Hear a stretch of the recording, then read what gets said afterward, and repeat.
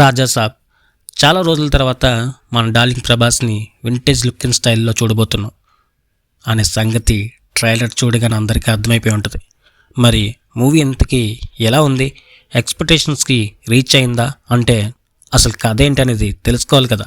దేవనగర సంస్థానానికి చెందిన జమీందార్ కనకరాజు, అతని భార్య అయిన గంగమ్మ తన మనవడితో పాటు నార్మల్ జీవితాన్ని గడుపుతూ ఉంటుంది.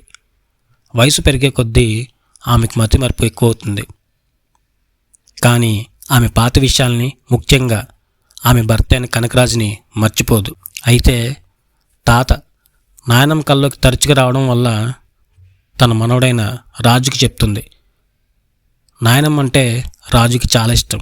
కానీ ఆ కళ రావడానికి, వీళ్ళు ఆ మహల్ వెళ్ళడానికి కారణం మన కనకరాజేనని పాపం ఈ విషయం వాళ్ళకి తెలీదు. అక్కడికి ఎంటర్ అయ్యాక తెలుస్తుంది.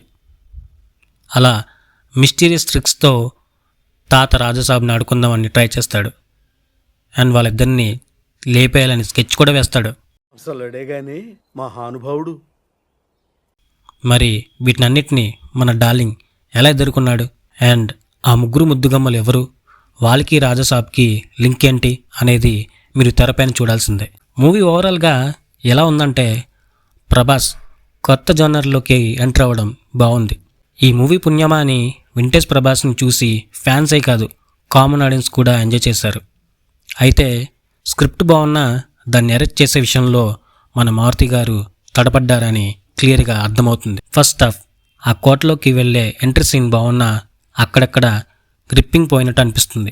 హర్రర్ ఎలిమెంట్స్ ఉన్నా అంత థ్రిల్కి అయితే ఎఫెక్ట్ అవ్వరు. కామెడీ సీన్స్ ఉన్నా కానీ అవి ఆల్రెడీ ఎప్పుడో చూసేస్తాం కదా అన్న ఫీలింగ్ వస్తుంది. సాంగ్స్ అయితే స్కిప్ చేయాలనిపిస్తుంది. Second half Prabhas versus Sanjay దత్తో స్టోరీని కొంచెం హైప్ చేసి సెకండ్ పార్ట్లో గెంటారు.